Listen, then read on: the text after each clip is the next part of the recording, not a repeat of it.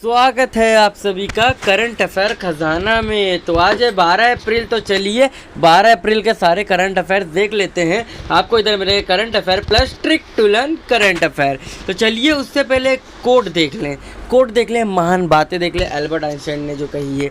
देखिए, महान आत्माओं ने हमेशा मामूली सोच वाले लोगों को हिंसक विरोध का सामना किया। यानी कि जो महान लोग रहते हैं उनकी बात मूर्ख लोग कैसे समझेंगे, वही लिखा है इधर कि महान आत्माओं ने हमेशा मामूली सोच वाले लोगों का हिंसक विरोध का सामना किया। क्योंकि आम लोग तो उनकी बड़ी बड़ी बातें समझ ही नहीं सकते, तो वह विरोधी तो करेंगे वो जो भी कहेंगे। इसीलिए एल्बर्ट आइंस्टाइन कहते हैं कि महान लोगों की बातें हर लोग के पल्ले नहीं पड़ती। तो चलिए देखते हैं पहला प्रश्न।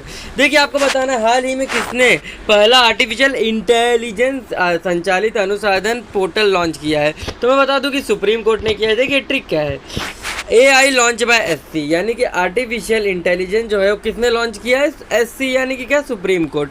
यानी कि AI लॉन्च बाय SC यानी कि क्या?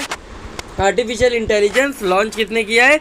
सुप्रीम कोर्ट ने। बस आपको इतना याद रखना है और कोई टेंशन नहीं लेना। देखिए इन्फॉर्मेशन क्या है, देखिए सुप्रीम कोर्ट ने हाल ही में पहला आर्टिफिशियल इंटेलिजेंस संचालित अनुसंधान पोर्टल जिसका नाम है सुपेस लॉन्च किया है। देखिए सुपेस का फुल फॉर्म क्या है आखिर में इसका? देखिए इसका मतलब है, देखिए S यानी सुप्रीम कोर्ट, पोर्टल, P यानी पोर्टल, फॉर A यानी कि क्या होता है? असिस्टेंट इन, C यानी क्या? कोर्ट्स, E यानी कि क्या? एफिशिएंसी। यानी कि इसका फुल फॉर्म क्या है? Supreme court portal for assistant in court efficiency है। तो चलिए अब अगला प्रश्न देख लें। देखिए आपको बताना इनमें से किसने हाल ही में श्रीनगर में वाटर स्पोर्ट अकादमी में नौकायन के लिए खेलो India state centre for excellence India का उद्घाटन किया है। तो मैं बता दूं कि किसने किया है? किरेन रिजिजू जी ने किया है, या खेल मंत्री हैं। तो आइए देखते हैं क्या है। क्रेन ने खेलो इंडिया का उद्घाटन किया। आपको पता है क्रेन क्योंकि किरेन है ना, तो आप कैसे याद रख सकते हैं कि किरेन ने क्या क्या खेलो इंडिया का उद्घाटन किया है। देखिए इधर क्या लिखा है? खेलो India state centre for excellence India का उद्घाटन किया। तो आप कैसे याद रख सकते हैं? क्रेन ने खेलो इंडिया का उद्घाटन किया, एकदम सिंपल। यानी कि क्रेन यानी क्या? किरेन ने खेलो इंडिया का उद्घाटन किया, यानी किरेन रिजिजू ने किया है। और आप दूसरा ट्रिक से कैसे याद रख सकते हैं? जब खेल मंत्री किरेन रिजिजू हैं तो यही तो करेंगे उद्घाटन, जो भी खेल से संबंधित रहेगा, जो भी जल वाले रहेंगे, जो जल मंत्री रहेंगे जल से संबंधित करेंगे उद्घाटन, जैसे जैसे उन लोगों का डिपार्टमेंट रहेगा। आइए देखते हैं। देखिए केंद्रीय खेल और युवा मामलों के मंत्री श्री किरेन रिजिजू ने हाल ही में श्रीनगर में Jammu Kashmir sports council water sport academy में, देखिए डल जिले के नेहरू पार्क में नौकायन के लिए खेलो इंडिया स्टेट फॉर एक्सीलेंस का उद्घाटन किया है। तो चलिए यह थी इन्फॉर्मेशन। अगला प्रश्न देख लें। देखिए आपको बताना है मशहूर जो टीवी सीरियल महाभारत, यानी कि BR चोपड़ा के जो महाभारत के किस भूमिका निभाने वाले मशहूर अभिनेता सतीश कौल जी का हाल ही में निधन हो गया है। तो मैं बता दूं कि कौन से अभिनेता ये निभाए थे, कौन सा अभिनय इन्होंने किया था? तो ये इंद्रदेव बने थे महाभारत में। इनका हाल ही में निधन हो गया। आपको याद कैसे रखना है? कौल, CALL कौल, यानी कि क्या है? देखिए मशहूर अभिनेता सतीश कौल जी हैं, वो क्या बने थे? सतीश कौल जी क्या बने थे? देखिए सतीश कौल जी इंद्रदेव बने थे। तो आप कैसे याद रख सकते? कौल थे इंद्रदेव, यानी कि सतीश कौल क्या बने थे? बस सिंपल सी बात है, इंद्रदेव बने थे, एकदम सिंपल से ठीक है। CI कौल थे इंद्रदेव। तो चलिए देखते हैं इंपॉर्टेंट इन्फॉर्मेशन है कौन कौन सी पिक्चरें करे हैं। देखिए वर्ष 1974 से देखिए 1998 तक सतीश कौल ने 300 से ज़्यादा फिल्में में काम करे हैं, जो कि मशहूर टीवी सीरियल महाभारत में इंद्रदेव की भूमिका भी इन्होंने निभाई है। मशहूर अभिनेता सतीश कौल का हाल ही में उनका ही निधन हो चुका है। देखिए उन्होंने देखिए कर्मा, राम लखन, प्यार तो होना ही था, आंटी नंबर 1 जैसी हिट फिल्में भी उन्होंने की है, यानी कि फिल्में भी काम किए और साथ ही साथ सीरियल में भी काम किए। हाल ही में उनका भी निधन हो चुका है। तो आपको यह याद रखना है, इंपॉर्टेंट करंट अफेयर है, ये आ सकता है। निधन जो होता है वो सब ज़्यादा इंपॉर्टेंट करंट अफेयर रहते हैं, वो सब आ सकते हैं। तो चलिए अगला प्रश्न देख ले। देखिए पॉपुलर अमेरिकन रैपर और एक्टर अल सिमंस का हाल ही में कितने वर्ष की उम्र में निधन हो गया? तो मैं बता दूं कि ये बस हाफ सेंचुरी कंप्लीट किए थे माइकल जैक्सन की तरह। बस ये 50 साल के थे और इनका हाल ही में निधन हो गया है। वैसे तो इनका निधन ड्रग्स की वजह से हुआ है, मैं आगे बताता हूँ इन्फॉर्मेशन। देखिए, half century death is equal to सिम। लंडन सीमन तो सबको ही पता होगा, लंडन सीमन जो कि वेस्ट इंडीज़ के प्लेयर हैं। तो ऐसे भी आप याद रख सकते हैं कि सीमन्स का हो गया निधन, यानी कि कितना, हाफ सेंचुरी में। ऐसे आप अगर आपको ऐसे याद रखना है तो देखिए, हाफ सेंचुरी हो गई है, यानी कि उनकी हाफ सेंचुरी कंप्लीट हो गई थी तभी उनकी डेथ हो गई। कौन है? सिम भाई है, यानी कि सिम कौन? अल सीमन्स, अल सीमन्स नाम है इनका, आप याद रख सकते हैं सिम से। तो अल सीमन्स का हाल ही में निधन हो गया 50 वर्ष की उम्र में, जो रैपर और एक्टर थे। देखिए, अब इनका मैं कारण बता दूं। देखिए, ये ड्रग का ओवरडोज लेने के कारण हार्ट अटैक आने की वजह से यह पॉपुलर अमेरिकन रैपर और एक्टर अल सीमन्स का हाल ही में 50 वर्ष की उम्र में निधन हुआ है। देखिए, उन्हें पॉपुलरली DMX और डार्क मैन एक्स के नाम से भी जाना जाता था। देखिए, उनके निधन पर हमारे जो बॉलीवुड एक्टर थे प्रियंका चोपड़ा और रणवीर सिंह समेत कई बॉलीवुड सेलेब जो हैं वो भी शोक व्यक्त किए हैं वो भी। तो ये थी सारी इन्फॉर्मेशन। चलिए आगे बढ़ा जाए। देखिए, 11 अप्रैल को आपको पता है कौन सा दिवस मनाया गया? तो मैं बता दूँ कि 11 अप्रैल को कौन सा अंतर्राष्ट्रीय लुई दिवस मनाया गया। ये लुई एक सॉन्ग था। चलिए आगे इन्फॉर्मेशन में दे दूंगा। 11 को लू आप लू से याद रख सकते हैं, जो तेज़ हवा चलती है लू गांव में, वैसे आप याद रख सकते हैं कि 11 को लू, 11 को लू आई, यानी कि क्या मनाया गया? 11 को लुई दिवस मनाया गया, अंतर्राष्ट्रीय लुई दिवस। चलिए अब मैं आपको इंपॉर्टेंट इन्फॉर्मेशन दे दूँ। देखिए, ये 11 अप्रैल को विश्व भर में इंटरनेशनल लुई डे, अंतर्राष्ट्रीय लुई दिवस मनाया गया जाता है। यह देखिए, यह रिचर्ड बेरी का जन्मदिन है, यानी कि इसी दिन रिचर्ड बेरी जो है उनका जन्मदिन था। उस व्यक्ति ने, देखिए, जिसने लुई की रचना की थी, यानी कि इन्होंने लुई की रचना की थी ये सॉन्ग की।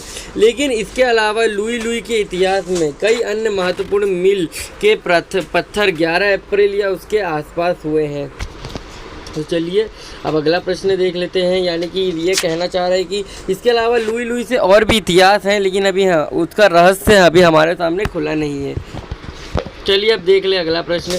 निम्न में से किस देश की नेशनल असेंबली ने हाल ही में नए प्रधानमंत्री और राष्ट्रपति का चुनाव करने की घोषणा की है? तो किसने?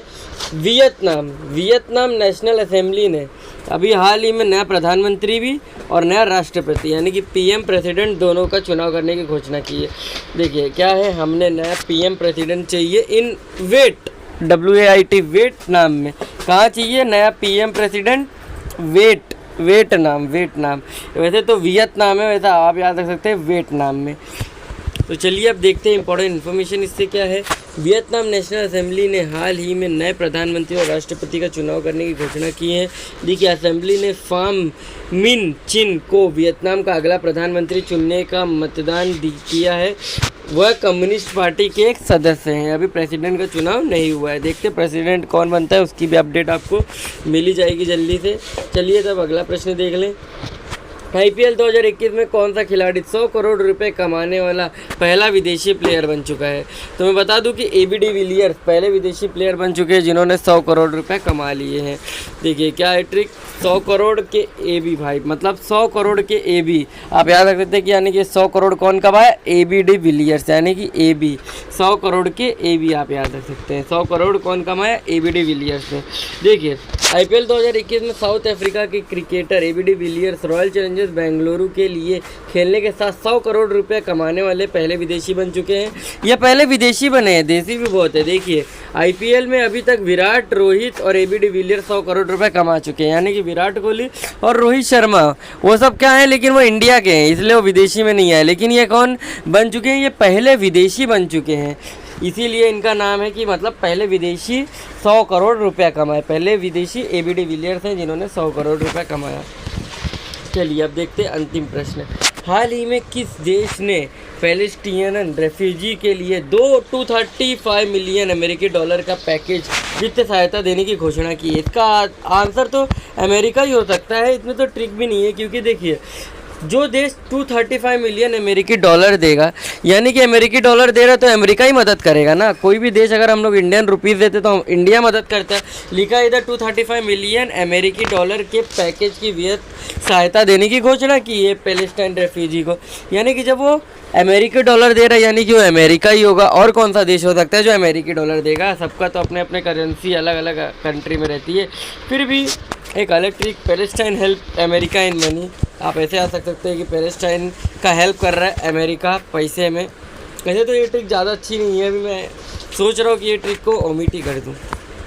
वाली ट्रिक ज़्यादा अच्छा है कि 235 मिलियन अमेरिकी डॉलर का पैकेज वित्तीय सहायता दी, यानी कि जब अमेरिकी डॉलर दे रहा है तो अमेरिका ही होगा। चलिए अब देखते हैं इससे रिलेटेड इन्फॉर्मेशन। अमेरिका के राज्य सचिव एंटी ब्लिंकेन ने हाल ही में घोषणा की है कि अमेरिका ने फिलिस्तीन मतलब रेफ्यूजी के लिए 235 मिलियन अमेरिकी डॉलर का पैकेज का वित्तीय सहायता देने की घोषणा की है। देखिए इस पैकेज में देखिए वेस्ट बैंक और गाजा में विकास कार्यों के लिए धन की सहायता शामिल होगी, यानी कि वेस्ट बैंक को मदद मिलेगी और गाजा में डेवलपमेंट कार्य देखे जाएंगे, इसीलिए यह धन उन्हें दिया जा रहा है, उनकी हेल्प की जा रही है, रेफ्यूजी यानी कि जो बाहर से आए हैं उनके लिए। आइए आज देखें important facts of the day. आज के दिन क्या क्या हुआ। तो 1981 यानी कि क्या 12 अप्रैल 1981 को अंतरिक्ष यान जो है कोलंबिया पहली बार प्रक्षेपित किया गया। प्रक्षेपित यानी कि क्या लॉन्च किया गया।